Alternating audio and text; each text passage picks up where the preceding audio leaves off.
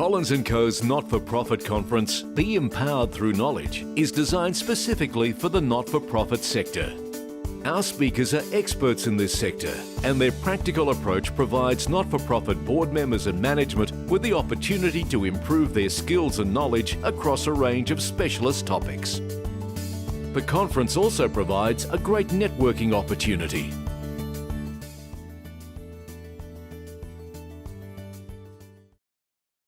Felicity is the co-founder of Spark Strategy. As a social business, Spark focuses on helping organisations be more sustainable and impactful. As a strategic advisor, Felicity works across the not-for-profit and private sectors with government and philanthropy to create profit-for-purpose business models and partnerships to solve social problems. Felicity this morning will explore In Search of Sustainability, the not-for-profit business model of innovation. Please join me in welcoming Felicity to the stage.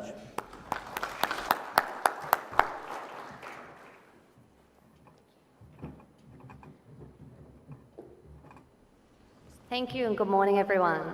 I'd like to begin by also acknowledging the traditional owners of the lands in which we meet and pay my respects to their elders past and present. I might also begin by giving a little bit of an overview of what to expect this morning, so that just in case anybody wants to sneak out the back, I'll forgive them after giving the overview. Today what I'd like to do is share with you some of the trends that we're seeing through our work in the not-for-profit sector, as a lot of not-for-profits are going along this rather uncomfortable journey in looking for sustainability in their business models.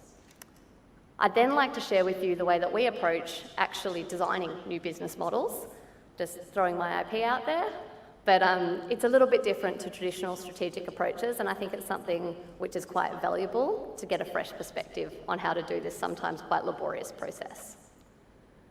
Then I'd like to share with you some of the key critical success factors that we're seeing with those who are undergoing this process and what tends to be working and perhaps what's not. And then I'd like to leave you with actually a tool. So one of the tools that we can use to start playing with business model innovation, and we'll have a go at practicing this a little bit so that we've got something tangible to take back to our teams and just to change up the learning from that passive listening to me speak with actually having a little bit of a go at something. Don't know if I should turn around now and see if anybody leaves, but otherwise I'll jump into it. So sustainability. And when I say sustainability here in the not-for-profit sense, I'm talking about financial resilience rather than the environmental use of the word. Remaining relevant and making sure that we can survive and then also thrive. Just a quick show of hands in the room. Who's this important to? Great. We're finding, particularly over the last 5 or so years, this conversation, people are coming to us more and more. Government purse strings tightening, massive policy reform, which is changing the way that lots of major funding is working, philanthropy becoming more competitive, and this burgeoning area of cross-sector partnerships. Might just give you the really quick 2-second of who I am and why I'm here speaking to you about this. I co-founded Spark a number of years ago. We spun out of one of the large accounting firms, actually, the consulting division there. Our MD had one of those very fancy titles of National Lead Partner for Business Transformation, something like that. But really what we felt is we felt a responsibility to work in the social space. And there's no way that I can find that's not cheesy to say it, but we wanted to use our business skills for good.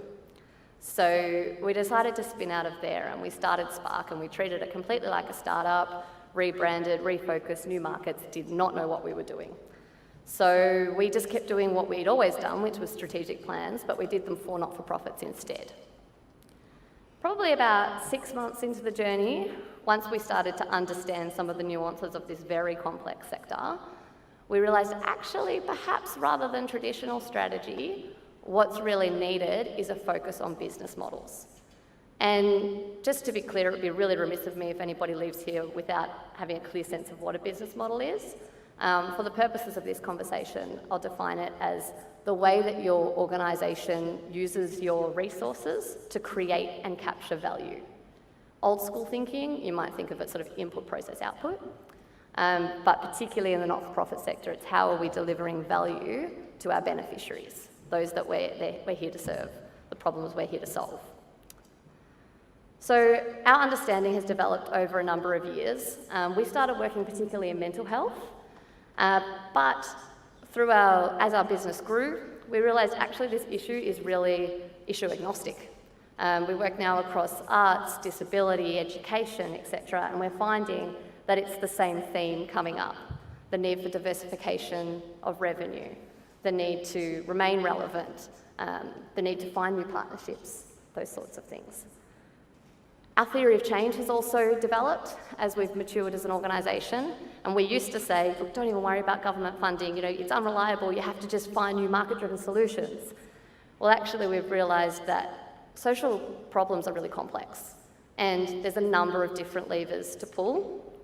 Obviously, the way that we're approaching our social problems at the moment isn't working, but let's try new ways, new approaches to solve them. So now what we do is our theory is that the not-for-profit sector is here to deliver services, co-design the solutions, and be there for our beneficiaries. We work with corporates to try and bring their commerciality and their resources to the social sector. So it was absolutely wonderful to hear some of the latest trends from Ash this morning. That's really exciting in trying to bring those two sectors together, because that can be very powerful. We work with philanthropy to try and change behaviour to make philanthropic capital more effective. And in doing so, leverage funds, but also try and really absorb some of the risk into seed funding social innovation. And then we work with government in social policy to co-design solutions, co-design, buzzword of the moment, but also to take proven social innovation to scale. And we're finding that as we're experimenting and pulling these different levers, we're looking for new business models to try and better affect social change. Today, I just want to share with you a couple of the things that we're doing, and hopefully you can take them back to your own organisations in terms of creating this change. Sustainability, sort of the holy grail of the social sector at the moment. Again, I actually believe there is no such thing as a sustainable business model, but it's getting the right foundations and backbone within your organisation to be able to adapt and respond and constantly change to those to those factors which you cannot change. The first sort of overarching trend that I wanted to talk about is this idea of generating revenue. This is often quite a foreign activity to the traditional practices of many not-for-profits. And there's a couple of hurdles that often need to be overcome. The first one is, this whole profit is a really dirty word. Sometimes using surplus overcomes that hurdle. But I think what we've found is really communicating that idea that with a little bit more financial robustness, sustainability, there is the chance to do more, to do greater impact. And this really important point about separating your customer from your beneficiary. It's not that what you're doing today, you're all of a sudden going to start charging for. You're not going to start charging that homeless person to use those services. When we're looking at different ways to create revenue, it's considering aspects such as, do you have any underutilised assets? We work sometimes with schools. They have buildings that they reside in. Is there a way that perhaps, after hours they can be open to a community for a fee, that type of thing? I might just weave in some stories as I'm talking to bring some of these concepts to life. One where we've helped an organisation create revenue. Big mental health organisation, actually incredibly well funded, weren't worried about their sustainability at all, yet the executive director was feeling frustrated that because of the conditions of their grant funding, the scope of what they were allowed to research and work on was very confined. And he really wanted to be able to research and try and develop interventions for those with very severe psychosis, but there's not many of them. So funding often goes to large volume problems. we came in and had a look at their business model. We noticed that they had a really wonderful, almost competitive advantage, if we want to use private sector language, of having a research division, then a clinical services division to actually test that research, and then a skills and knowledge division in which we could then, once it's proven, it's evidence-based, then create that knowledge and pass it on to others. When we looked at the assets there, we thought, okay, research, we're not touching that. Clinical, absolutely no way.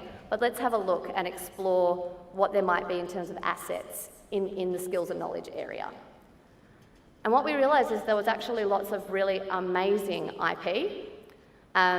We set up some parameters, and this is a really important thing when working with your organisation, is what is your parameter, what's your appetite to create new revenue? And they had a very strong mandate that they said, no, everything that we generate here, for Australians, we want it to be free. But we're okay with, if we're being thought leaders, we're okay with charging an international market. So what we helped them do was leveraging technology, simply digitising. We didn't even do much digital innovation. It was just digitising the IP that they had. Their courses for people in justice who interact with youth with mental health issues, etc. And we digitised those, put it on a platform and sold it into international markets. Really big revenue stream. Didn't change any of the outcomes. In fact, it then meant that other countries which didn't have the development of thinking as this leading organisation did, now were better equipped to deal with young people with mental health problems. But also, the original organisation all of a sudden had another substantial revenue stream and was able to funnel that into doing research into that small cohort with severe psychosis. So it's just starting to get an idea of the conversation that generating revenue doesn't necessarily mean selling happy socks. It doesn't mean that you have to be the next who gives a crap, thank you water, etc. Because doing that is it's amazing work, but it's very difficult. Even running for-profit businesses, straight for-profit businesses, is difficult. But it's about looking at your strengths, looking at what's aligned to your social impact, and then thinking about perhaps what are your unlikely customers. Next one is partnerships. Actually, the matrix I've got up here, consultant can't help it with a 2x2. We developed that one. That's actually about not-for-profit to not-for-profit relationships. And it's interesting because through our work in that sector, in that space, we realised that there's a lot of potential to actually think about the efficiency side of your business model in working with others, but it's an incredibly competitive sector, as I probably don't need to tell you, mainly because of the funding models. What I'd like to talk about just briefly is the private-public partnerships area. This is an area, and again, our first speaker brought up some really interesting new key themes coming out here, which is super exciting. But we had a woman who used to be the head of social impact at Westpac. She came to us and she said, yep, I want to start up a new service line for you because I am frustrated. I said, why are you frustrated? And she said, I'm so tired of the mismatch between the not-for-profit ask and the corporate give. She said, I sit there and I have amazing organisations, social sector organisations come to me, but what they're asking me for does not align at all with our corporate social responsibility strategy. It gives no value to our organisation, and I have to keep turning them away, which is really frustrating. She was also mentioning that the ask is often quite one-dimensional. It is of that very transactional nature, and there wasn't much creativity around what else can you ask for, in-kind support, etc. So what we're seeing now is a bit of a shift. We're seeing a rise in sophistication of partnerships between the two sectors. Every few years we see a new trend come up. I think the latest one has been shared value. Really interesting concept. Basically, it's about partnerships between these two sectors that drive both social outcomes and business outcomes. Very interesting concept. We can make it work. Few case studies here that do, but it's showing that actually we're seeing from the corporate perspective more of an acknowledgement that there is real value in these partnerships beyond perhaps a traditional chairman's emotional tie to an organisation. Some of the successful not-for-profits that we're working with that have struck that have stricken great cross-sector partnerships have actually gone in through different touch points of the organisations. It's very competitive to go in the CSR front door. So they're doing things such as saying, well, actually, I'm going to approach the health and wellbeing team because we've developed a campaign and it involves taking X many steps a day, and we're just going to present that as that value proposition, and if they want to as well, they can also give to our organisation. So there's some really interesting things happening here, and I'd take it even a step further and say those that have the deepest, most long-term partnerships are pulling together potential partners without even a solution in mind, and they're saying, what are your problems? What are your pain points? What do you need to report against? Do you have a responsibility to report against the Sustainable Development Goals? Which ones? Okay, we can actually, if you support us, if we do this activity together, we can help you do that. So it's just having that frame in mind of how can you actually help the corporate as well as vice versa. And finally, innovative funding models is the last sort of overarching trend I'd like to talk about. Again, technology is very interesting in this space, and we're also seeing the concept of leverage and collective giving being expanded more and more. Impact investing, again, another very exciting space, but perhaps hasn't taken off as quickly as would have been expected. Social impact bonds is sort of the holy grail for not-for-profits at the moment, and just as a really brief overview of what that is, it's where the private sector or a private sector participant decides that they will front up the risk capital to fund a not-for-profit organisation to deliver a service. The not-for-profit organisation then delivers that service, and in measuring the impact and proving that they have actually saved dollars that otherwise the government would have spent, the government pays back the private sector investor with a little bit of a premium. Yet the amount that they pay back is still less than they would have had to pay should the problem not have been addressed. Wonderful model, and we're seeing a few different bonds being developed in Australia. I think there was another one launched just last week. While that is ideal, it's not going to be the perfect solution for every situation. It's highly complex. The financing behind it, it's actually not a bond, which is a really annoying misnomer. But it's this idea of having to really demonstrate and evaluate the impact that you're having for more sophisticated types of donors. I'd also like to say that things like crowdfunding, absolutely excellent for pinpoint campaigns and can also have the added benefit of generating awareness for the issue. However, I think a key learning that many have had is that there's actually still all the campaign work that needs to go around that. I'm not sure how many of you actually sort of woke up this morning and went, I think I'm going to jump on Possible and see what I want to give to. It's not really how it works. You still need to reach your audiences, and those wonderful platforms like Start Some Good, Possible, etc. is just a mechanism. There's also, the last one is my sort of favourite at the moment in terms of tech and innovative funding models. It's being dubbed the Acorns model, because I'm not sure if many of you got into the Acorns in investing model that came out probably about a year ago. And it's where you make, and I haven't seen any not-for-profits really take advantage of this in Melbourne yet, but it's where you develop a relationship with a financial institution and just say one of the big banks, and every time you make a purchase, if I go to a supermarket and my purchase costs $1.60, it always rounds my purchase up to the next dollar. It'll make it $2. I don't notice the difference as a consumer, that 40 cents, but every incremental bit of leftover money, I guess, on a purchase is then funneled through as a donation. So I think that one's really exciting and looking forward to seeing if it does take off here. Okay, I'd like to move now from a little bit of overview and perspective to actually how do you go about looking at your business model and starting to design things for some sustainability. First of all, it's really important to know where you want to head. This is a pretty logical step, but it's about looking at, I think there are two really important aspects to consider when you're thinking about what's the end game here. Why are we looking at our business model? Why are we trying to innovate? And it's where do we want to be financially, but also what social impact do we want to have? And making sure that whatever group you're working with, that there is alignment in those goals is really important. The other element is you need to set the time frame for this.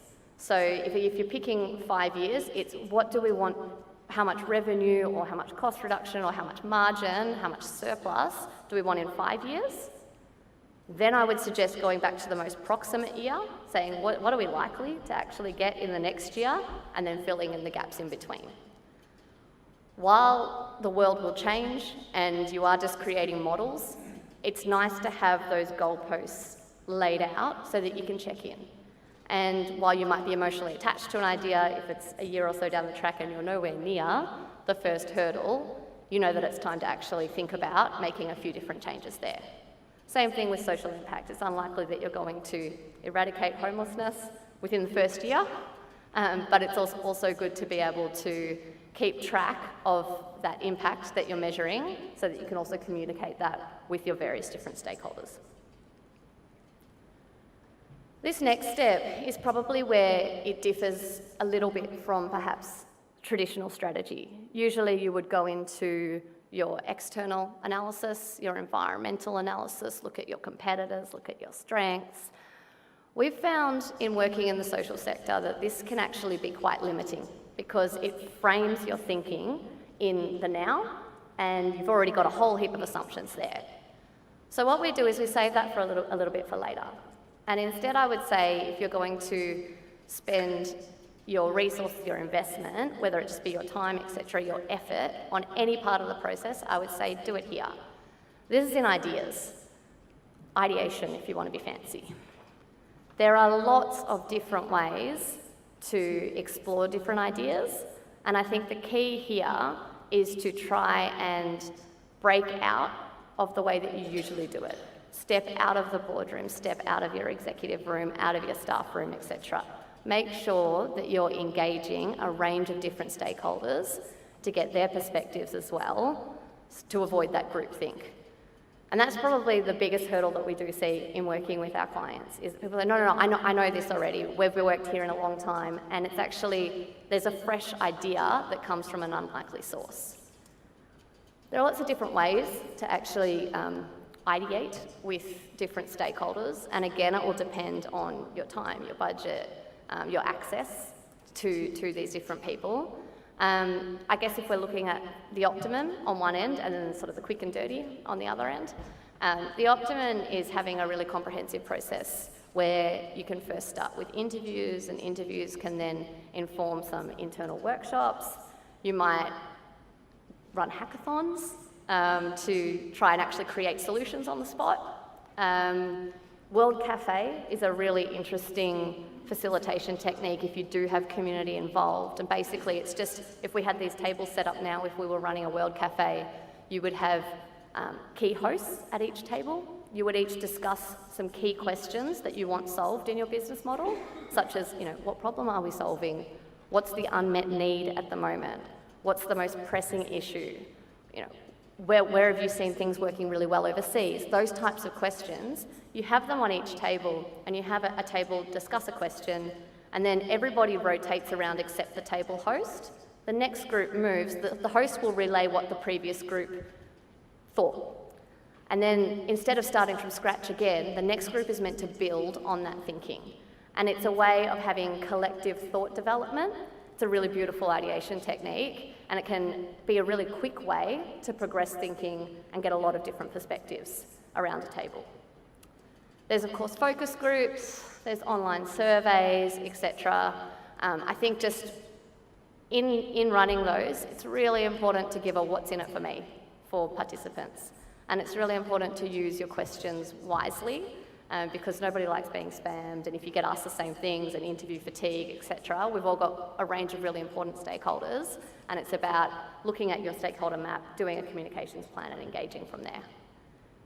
If we're at the other end and it's, look, we're completely under-resourced, we need to do something right now, there's a lot of tools to just actually simulate these perspectives.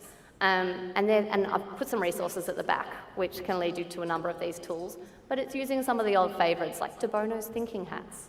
Get someone to be the negative person, someone to be the positive person. Play out those roles and don't give it to the negative person in the group because there's always one. Try and mix that up. Empathy maps are excellent. Value proposition design is a value proposition canvas. These are all very easy, visual, tangible tools that can help you just try and step out of your usual role and think about what would my beneficiary need, what does my funder need, who haven't we thought about that could actually be in our ecosystem. From there, it's important to start to try and bring these ideas together and think about different ways that we can, what are things that are important to us that can help us weigh up different options. Generally, we find working with not-for-profits, it's about what has the potential to generate some financial resilience, what will potentially increase our social impact, and then what's the difficulty to implement / risk. But set those parameters for yourselves, and then you'll start to weigh up different options here. That's where then we get to the stress testing. So we've come up with all these sexy ideas, it's awesome, great, now let's try and break them. And this is where we'd start to loop back in and bring in some more of the more traditional tools. You might have done things like PEST, where you look at the political, the economic, the social, the technology domains, and you think, what could happen? What are these things that actually we've got no control over that could happen over this time frame that we're planning our model for? And a lot of people stop there and they go, yeah, we could have a change of government, cool. The important thing is to actually say, well then what's the opportunity or the threat based on this model? And we find in this process, it makes your ideas much more robust. And this is when you go, oh, actually, in this model, we relied on one stream of government funding, but we know this doesn't have bipartisan support, so actually this is pretty risky. What could we do to perhaps get another source of funding or make it attractive to that other stakeholder as well? I don't like to spend a lot of time on competitors, so you might want to do a competitive analysis here. I think a lot of the time that's a bit fear-driven. I mean, I shouldn't say this is a very irresponsible thing of a strategy consultant to say don't look at your competitors. Look at them. I would say don't get deterred by the fact that others are doing this, so therefore we can't. There's a lot of strength in that sort of love, not fear approach we found.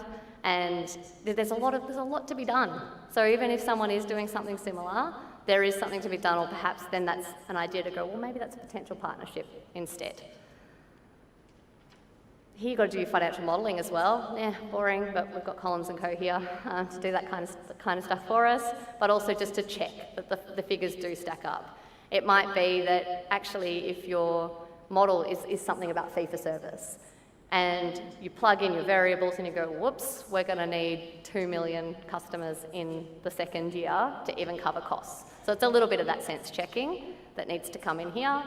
And a few other things like SWOT you might want to do. Hopefully from there, you've come up with something which is a new idea that you think actually it's got some legs. And then again, that's all great to have it conceptually, but then to bring it back to reality, to say, well, what are our internal capabilities and capacity at the moment? What can we actually do?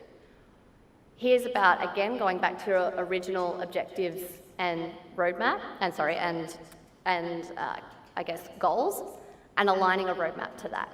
Saying what are our key projects that we'll need to do, what needs to change to get this off the ground, and what are the dependencies between each of those? A great activity is to actually just put all of these on heaps of post-it notes and get your team to come up and put where they think they need to go. I will guarantee you the first 6 months, almost all the post-it notes will be in there. And that's where you've got to make some choices about actually what is essential now. And if we don't do that, again, how is that affecting our business model design? But in the end, you want something which is practical that we can own, rather than being a beautiful strategy or business model document, which we've all seen gather quite a lot of dust on the shelf. Now, I just want to share with you some of what we're seeing in terms of critical success factors in developing some of these new business models.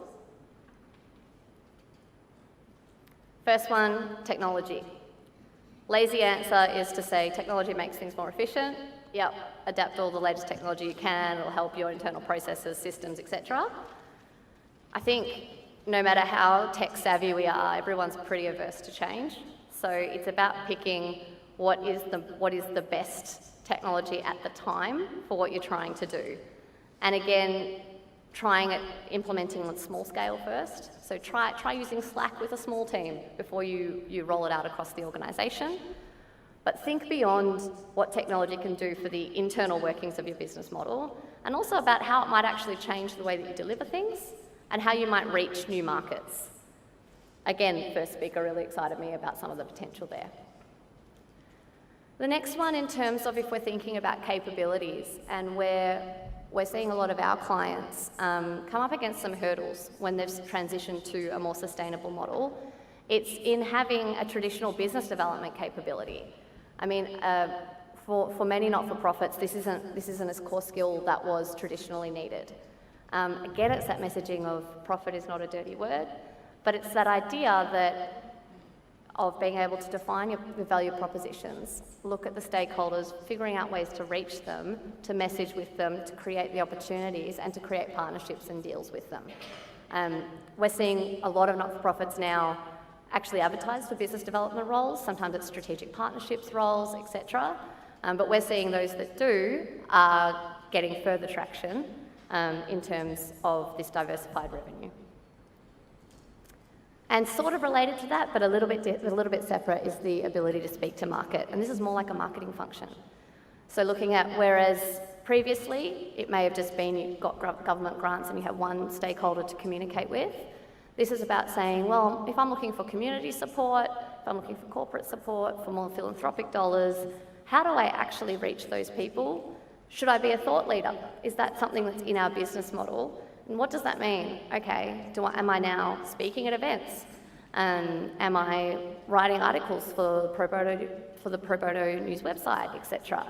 And it's that strong marketing capability and communicating with different audiences is, again, we're seeing those that are able to nail that, getting great runs on the board too. Finally, an effective board. This is a really interesting area in the not-for-profit sector. Risk aversion is huge, and understandably so. Even in private sector organisations, fiduciary responsibility, collective decisions, but individual liability. I mean, it's pretty scary stuff. You can understand why board directors are quite conservative. It's an interesting conversation, though, to try and bring along the journey and say, with all the changes happening in this sector, if you're not changing, if you're not innovating, that's actually more risky than doing nothing, because the world is moving forward. So here it's about an understanding between management, executives, etc., and board members about the different drivers and what needs to be considered. When designing new business models, it's important that the stress testing part that I spoke about before is done properly so that this can be communicated. It's important to know what the board members in their constitutions, etc., their terms of reference, what they're going to look for, and allowing them to ask those questions. Even better, we found, is actually utilising the skills, the experience, the nous of your board members through this business model design process. Part of it is definitely stakeholder management, no surprises at the board table. But another part is, they're on your board for a reason. They're passionate about the cause. They've probably got networks, which again, we're not quite there philanthropically with the US at the moment in terms of, obviously raising a lot of funds, etc. But generally, skills-based boards will have different skills that can be great inputs to the process. So I'd say we do see a lot of strategies get sort of held up at the board level. So if there is a way to involve them in the design, that's the optimal outcome there. What I want to do now is just share with you a really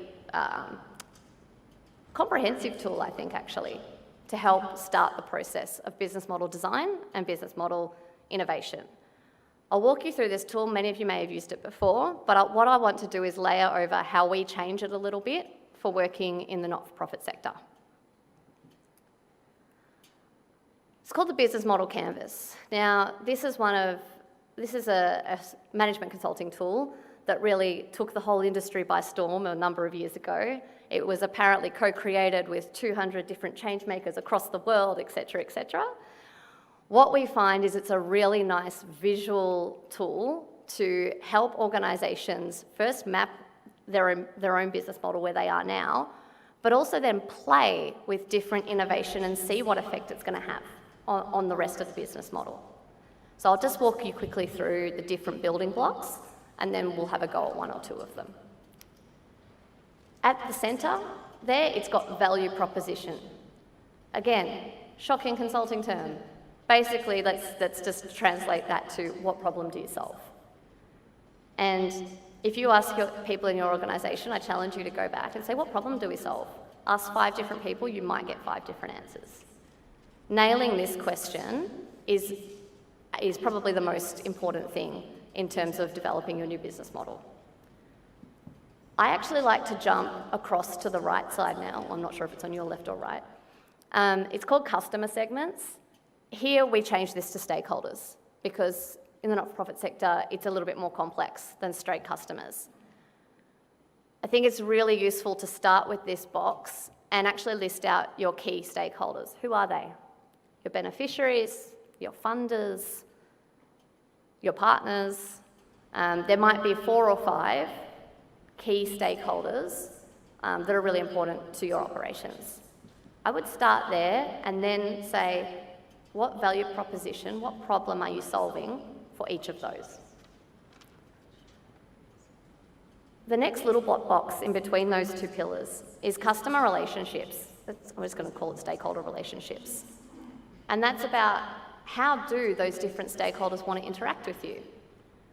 If I think about it, sometimes it's really appropriate to have highly interpersonal relationships. Maybe your accountant, your lawyer, consultant, you want it to be face-to-face, bespoke, tailored, they understand my needs, they're creating something new for me. If it's something like your bank, if I'm paying a bill, I don't want that. I want it anonymous, efficient, online, done. So it's thinking about what type of engagement your different stakeholders want from you. And then beneath that is channels. How are you going to reach them? Is it direct? Is it mass market online? Is it something where you will target and approach them? The interplay of those 4 building blocks drives your income model. Here it's revenue streams. But this is an area which I think is underexploited when we look at innovation. So thinking about, at the moment, our income model might be grants, it might be some donations, maybe bequests, that's it. Looking at actually, well, perhaps now we can think about a freemium service, Skype. You don't pay anything to use it, but if you want some added functionality, you put a little bit on top. Is there a stakeholder that perhaps we haven't traditionally been serving, though if we add some value, they might pay a bit and it can cross-subsidise? Again, one of the resources that I put at the back talks about, I think it's got about 90 different funding models, which is really it's a fun thing to play with your team, is to say, could we do a freemium something? Could we do a long tail model? Could we do etc.? We've also added products and services in here because we think that was a bit that was missed in the canvas, and also because it overcomes the problem where often when you say, what is your value proposition? People will tell you their products and services. So if you are using this tool with your team, I would encourage you to try and avoid that pitfall. If we move to the other side of the canvas now, we've looked at the market-facing side of the organisation. If we switch now to the internal, this is actually what you're doing within your organisation to deliver those promises to those stakeholders. First one is key activities. Again, my suggestion here when you're mapping out your key activities is to try and keep them at the same altitude. If you have an accountant in the room, they'll say, we do accounts payable, accounts receivable, try and think about what actually it is unique to what is the key strategic unique thing that your organisation does, the main activities there, that is worth us looking at and innovating. Below that is what resources do we need to do these activities. Generally, they'll fall into people, infrastructure and capital. Probably one of the most important building blocks, again, when we start to look to more of the innovation and future space, is key partners. This is a really interesting thing in the not-for-profit sector, as we're starting to see things like we should all be working in a collective impact model. merge or die, all these themes that we heard over the last couple of years, is actually saying, well, who else is doing something similar? Who's got access? Who's already done some groundwork, has relationships in areas that perhaps we could partner with, let something go, and we could provide some different value as well. It's a really uncomfortable conversation, but going through each of those key activities and saying, why are we doing it? If we didn't do it, if we dropped that tomorrow, what would happen? And would it matter?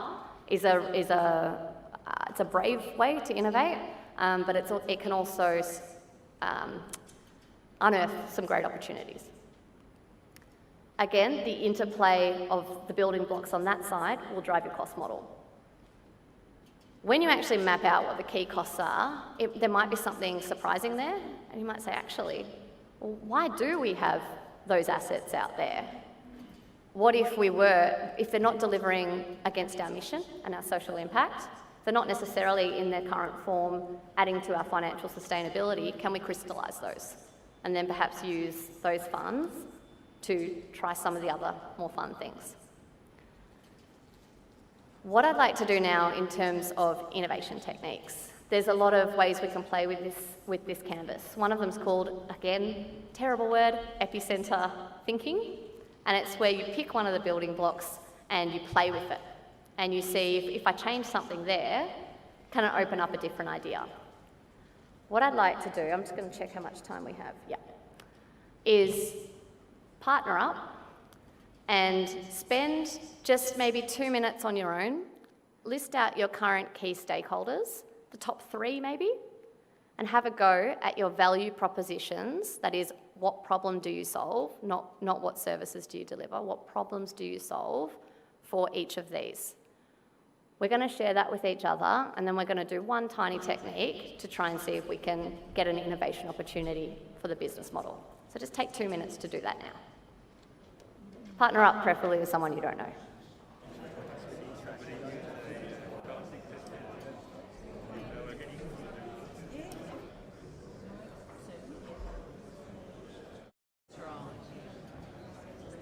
All right, that was probably the quickest business model mapping any of us has had to do.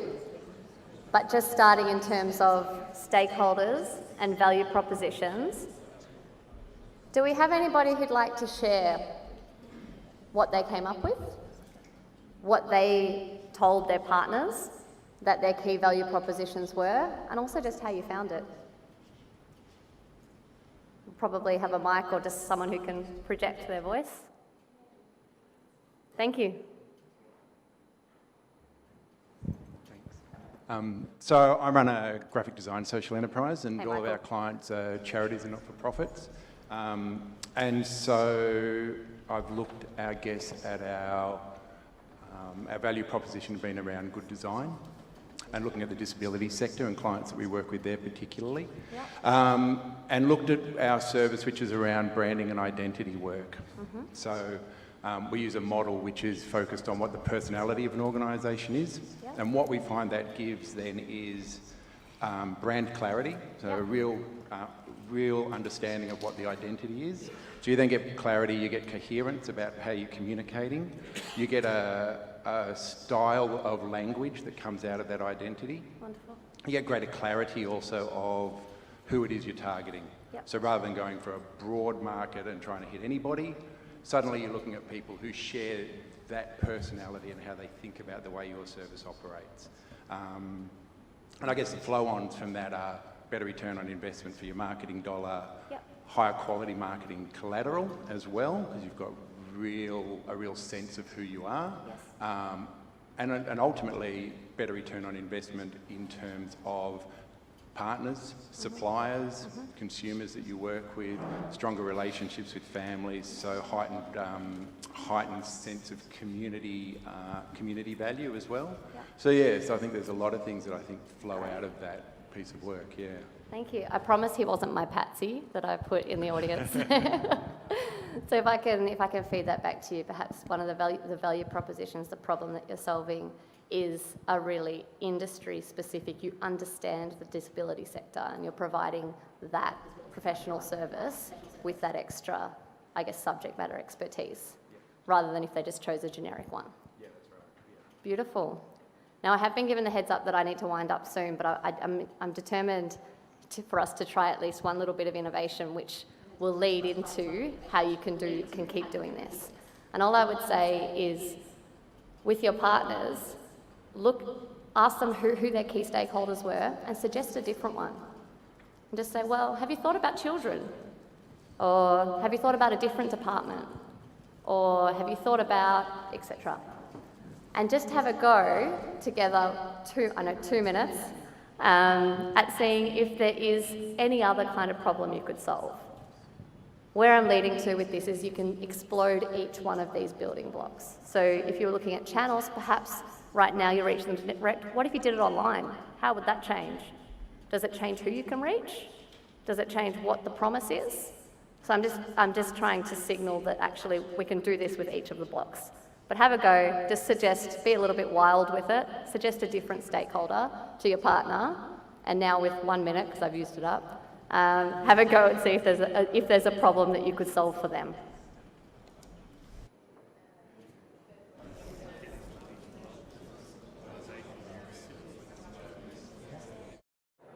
All right, we'll bring our speed modelling back in. Did anyone come up with anything? Did anyone give anyone an unexpected stakeholder? Would anybody like to share?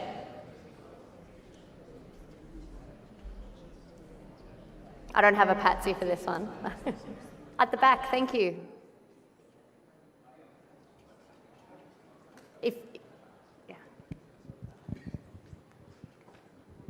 Hi, my name's Andy. I'm from Inner West Community Enterprises. We own the local Seddon Community Bank, which is a Bendigo Bank branch. We were talking about, so our key stakeholders are our community. We invest all our profits back into the community.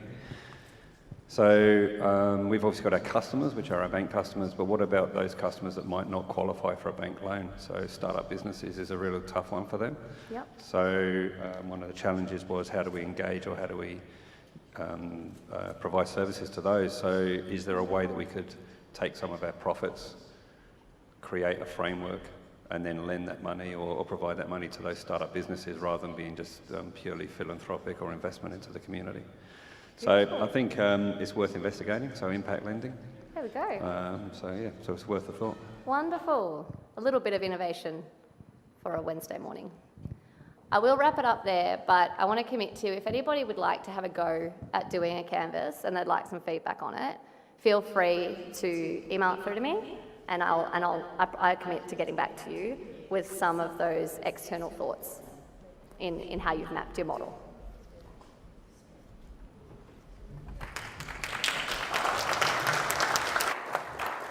Thank you, Felicity. Are there any questions for Felicity?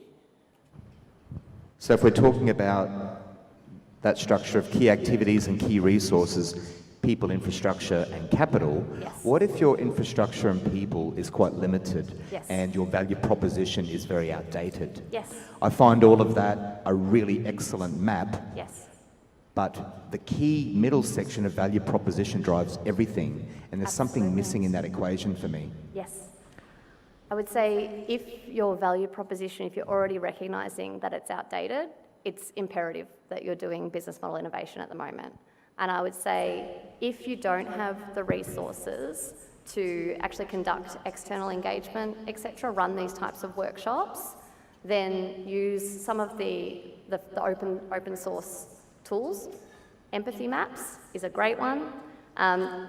Actually, the business model canvas, since it's been released, it's had a further release, which is called Value Proposition Design. It's actually honed in exactly on that building block because it has recognised that that's at the core. And it talks about how to ideate around the table if you don't have access or the time and the money, etc. What you can do, the different questions to consider in simulating different stakeholders. And they categorise it into the pains that they have, the jobs that they need to do, and how you might be solving those. So it's a nice little tactical tool that you can use within your own management group to try and develop those. I just have a question to continue this conversation. Yes. The value proposition is for the organisation, or is it for your target markets? So you have... It hasn't been clarified in that, Sure. okay, because oftentimes organisations, in my experience, have their own value proposition. It has nothing to do with what their partners or their stakeholders or anything else. So I agree with you, there is a missing link in your chart. Yeah. I think you have a whole hierarchy of value propositions. Beneficiaries should be at the centre. I think your beneficiary should be at the centre of your design of a social sector organisation, and thinking about what problem you're solving for them, because that's ultimately why your organisation is existing. No, but it's like, I'm really happy to answer it. And then to look at your different stakeholders, they will be different value propositions for each.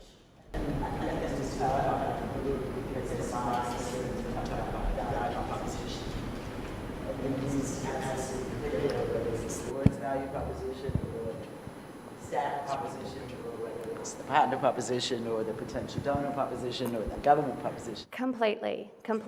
And I think... You need to be so clear so that we speak the same language. Absolutely. And if everybody didn't catch that, there was the view expressed that there are actually multiple value propositions for your different stakeholders, your employees, your board, your partners, etc. And I could not agree with that more. And it's about making sure that you understand those so that those relationships are meaningful. So where does the mission of the organisation fit in with the value proposition? Because... Yep. So that's the why you're here. That's absolutely the highest altitude of the problems that you're solving. So all your other value propositions should align underneath those. And again, we need to be clear about that, to say we start with our mission. Absolutely. And then we find out what our people want, our potential partners, and then we create the value proposition. Completely. And that's why above that canvas, we often put impact as well. Making sure you know why you're here, what purpose, why you exist. Absolutely. It goes back to the basics. Absolutely. Thank you.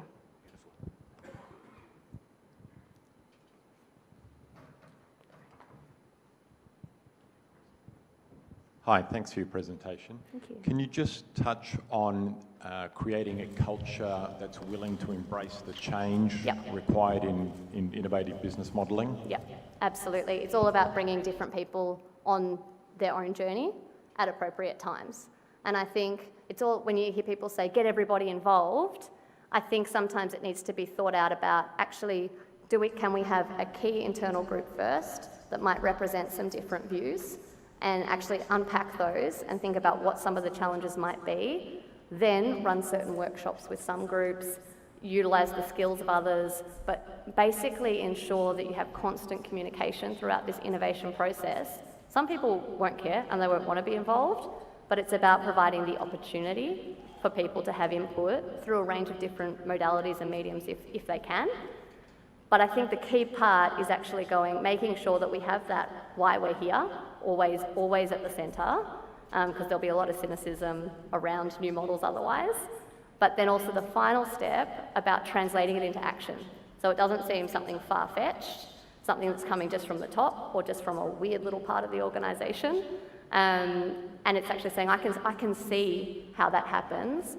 And finally, if you work with your key internal stakeholders to do it, what does this mean for me? This transformation, what is it actually, how is my work changing? How can I be a part of that and how can I be proud to build it?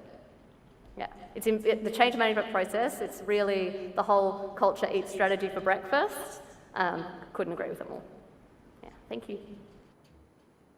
And now I get to go tell my nephews that I made it to the G, so thanks guys.